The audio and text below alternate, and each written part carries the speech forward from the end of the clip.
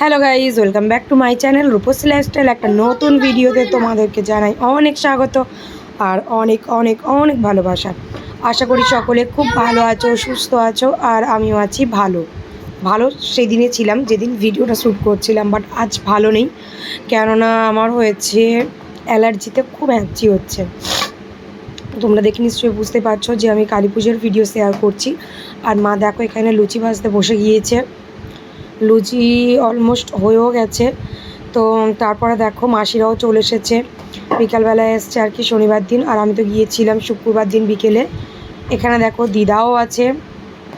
দিদা অবাক হয়ে দেখছে বাবা কেন আমার ছবি তুলছে না, ভিডিও করছে, কিছুই বুঝতে পারিনি। আর মাসিরা গরম গরম লুচি হয়ে যেতে খাওয়া হয়ে গেল আমাদের সবাইরই। তো এখানে আজকের মেনুতে ছিল লুচি, আলুর দম, ঘুগনি। আমাদের বাড়িতে সিমুইটা সেইভাবে কেউ খায়নি। সিমুইটা কেউ খায় না বলে আমি মাকে বারণই করলাম, মা সিমুই করো না, তাই জন্য মা আজকে সিমুইও করেনি। আর দেখো সন্ধ্যেবেলা আমরা রেডি হয়ে বেরিয়ে পড়েছিলাম তো নাচার জন্য, সকলে মিলে রেডি হয়ে গেছি। তো কোয়েল প্রথমে দেখে নিল, তারপর দোলন, এখানে সাথী, এই যে কোয়েল তখন বলছিল যে পিপি দুটো ছবি তোলো, তাই জন্য দাঁড়িয়ে পড়েছিলাম। আর এই যে দেখো আমাদের এখানে সবাই আছে, নিশ্চয়ই তোমরা জানো, যদি যারা আগের বছরের আমার কালী পুজোর ভিডিও দেখেছো তারা নিশ্চয়ই এদের সবাইকেই চিনতে পারবে যে আমরা কজনে মিলে নাচি। আর আমার ছেলের দেখো সেই একই বক্তব্য, এটাই বলছিল যে দেখো বন্ধুরা, আমার মাম্মামের কোনো ভিডিওতে ভিউজ হয় না, লাইক হয় না, কমেন্ট হয় না, তবু ভিডিও করছে, এরমভাবেই বলছিল। আর এই দেখো এখানে পিয়া, চুপ কর, দেখো যখন ভয়েস দিচ্ছি তখনও বলছে।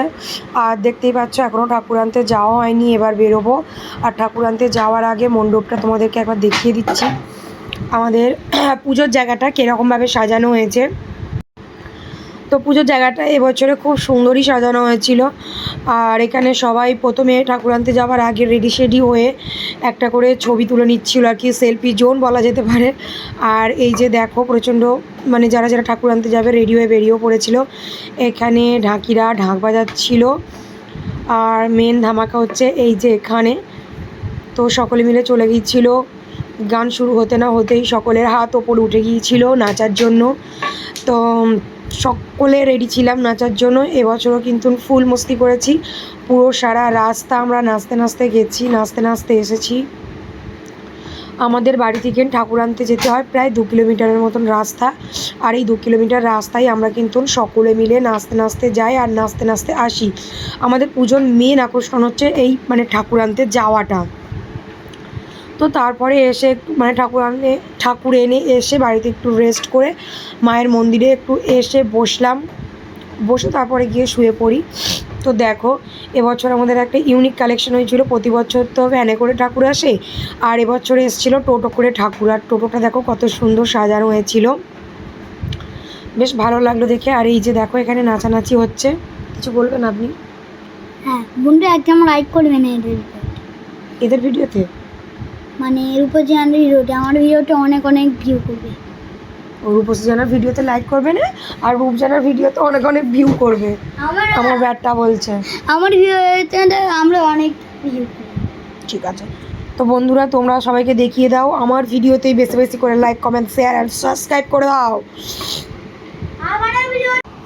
তো দেখো এটা ঠাকুর এনে আসার সময় নাচ হচ্ছে। আমি বলছিলাম আর কি আমার বান্ধবীটাকে যে সকলে যে যারা যারা নাচছে সববার ভিডিও করে রাখ, কেননা এটা একটা স্মৃতি হয়ে মানে স্মৃতির খাতায় থেকে যাবে। আমি পরে যখন দেখতে চাইবো খুলে হয়তো দেখতে পারবো।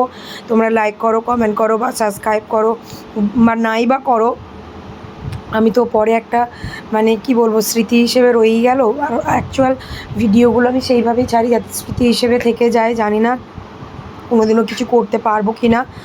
তো যাই হোক, ঠাকুর এনে আমরা অনেকটাই চলে এসেছি, মানে আমাদের পাড়াতে অনেকটাই ঢুকে গিয়েছিলাম। তো তারপরে আমার কিছু মনে পড়ছে না।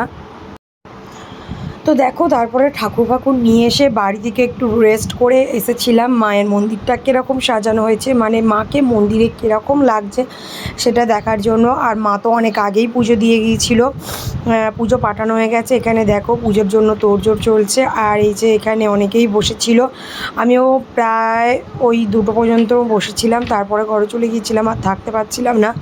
তো এখানে এত লোকজন এখনও ছিল, মানে প্রায় 2টোর সময় ভিডিওটা করেছি, 2টোর সময় এত লোকজন ছিল। আর দেখো আমাদের মানে ঠাকুর আনার পরে এখানে নাচা হয়, তোমাদের সেই জায়গাটা একটু দেখিয়ে দিলাম। এখানে দেখো বক্স চলছিল, আর এই যে দেখো তারপরে বাড়ি ফিরে যাচ্ছিলাম মাসিকে নিয়ে, যে মাসি আর থাকতে পারছি না, চলো আমার ছোটো মাসি আমি দুজনে মিলে বাড়ি চলে এসেছিলাম। ভিডিওটা ভালো লাগলে অবশ্যই লাইক করো, কমেন্ট করো, শেয়ার করো, সাবস্ক্রাইব করো। দেখার জন্য ব্লগ